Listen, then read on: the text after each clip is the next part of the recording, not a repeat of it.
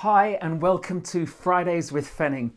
Today I thought I'd give you a bit of an insight into what's been going on in my life over the past few weeks since basically COVID-19 hit. I'd had a 3-week holiday in February in New Zealand, and I'd come back feeling refreshed and looking forward to working on the 2020 plans of the Forge. On returning to Heathrow, we were handed leaflets about the coronavirus, and honestly, I didn't think too much about it. This was going to be a busy year of mission trips, of a weekend away with leaders, a 24/7 prayer room, quiz nights, leading Forge I. And then news came that restrictions were being brought in, and we suddenly had to change everything. Honestly, from live streaming to an empty hall on that first Sunday, to then setting up our live stream in Ben's garage, from face-to-face meetings to everything going online. And to be honest, I found the next week incredibly difficult. Everything changed overnight and I was thrown. I lost all sense of rhythm in life. Temptation became stronger, my diet became less healthy. I missed a whole week of Bible readings and I became really insecure. And if ever there was a time for a leader to stand up, to be communicating lots, it was then. But inside, honestly, I just wanted to hide away to let others do the communicating. And what didn't help was seeing many of my friends, other church leaders on social media doing such a good job. I was able to speak with many of them, and I discovered that they were feeling as insecure as I was. None of us had been this way before, and we were just trying to find our feet. As week 2 of lockdown came, I started to feel a bit better. I recovered and kind of caught up on my daily Bible readings. I began to find a new rhythm and found connecting online just a little bit easier. But what has God used to help me most over these past few weeks? Well, I'll tell you, it's the staff team. They have been awesome for me. They've adapted well, been ready to pick up new responsibilities. They've been encouraging, hardworking, resourceful, and they've looked out for me. Neil is leading our regular staff Zoom calls brilliantly. Ben has been outstanding in taking on responsibilities for Sundays, both technically and in hosting the services. Tim has worked so hard to produce excellent kids material online, and he's led the way with the youth Zoom calls too, even losing most of his hair on that first call. And it struck me that the team are living out what we say we value.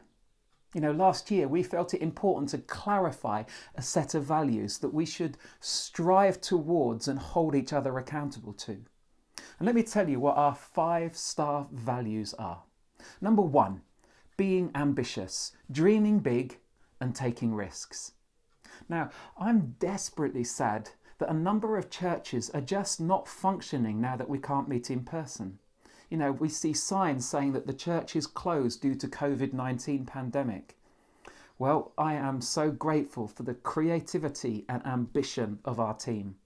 Lots of churches are pre-recording the whole service, but we felt it better that some of it is done live. So we've done broadcasting live from people's homes and out on the streets.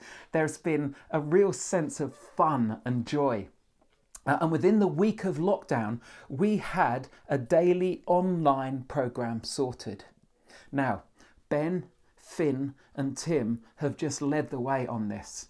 We've seen people come to faith in the first 3 weeks, and I really hope that we'll have a live baptism at some point soon. You see, lockdown hasn't stopped the ambition of the team to see people finding and following Jesus. So, ambition is number 1. Number 2, having fun, celebrating and enjoying light moments together. It's hard to have fun when you can't be together, but promoting the isolation challenge, connecting regularly and sharing stories and laughing together has been so good. I hope you pick up on some of this in our online services. There is still plenty of banter and fun things happening at a time when it could just feel overwhelming and heavy and intense. So, being ambitious, having fun. Thirdly, being open. Being open-handed with who we are, what we do, and where we want to go. I sat in a creative meeting as Andy Stewart, our brilliant designer, showed the artwork that he'd prepped for a future series. And as the team talked through the design, it became clear that some changes needed to be made. Andy's response was awesome. Within a few hours, he'd come up with a completely new design that everyone loved. There was no complaining, just an openness to serve the team.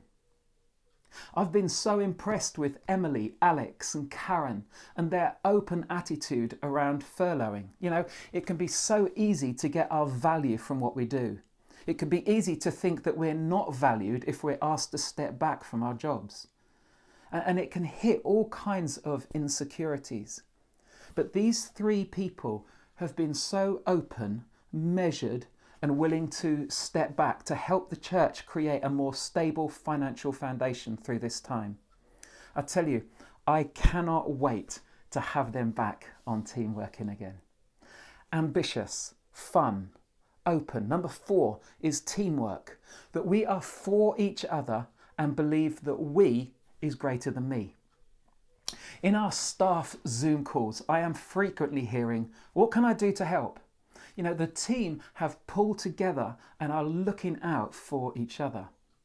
Helen has picked up new roles, learning new things and doing so willingly and also with huge energy. And if something needs sorting, Johnny's stepping in and taking on new responsibilities too. He's also sharing the teaching with me, which just gives me space at times when I've needed it. And I am so, so grateful. And finally, our final value is being wholehearted, giving my best to create energy and bring life to who we are and what we do. The wholehearted commitment of the team is incredible. Finn is supposed to work just 2 days a week, and yet he's giving so much time and insight and skill to our online presence. He is such a gift to the church, and he gives his all, as do the rest of the team. So, how am I doing now? Well, much better, thanks. Despite not being able to meet in person, I find life and joy and energy in working with such a great bunch of people who love Jesus. So no matter what the future holds, how we go forward as a church, I know deep in my heart that life is better connected. And that when you walk with the wise, well, you become wise. So thanks, team. You are a gift to me, and I am so privileged to serve the church alongside you.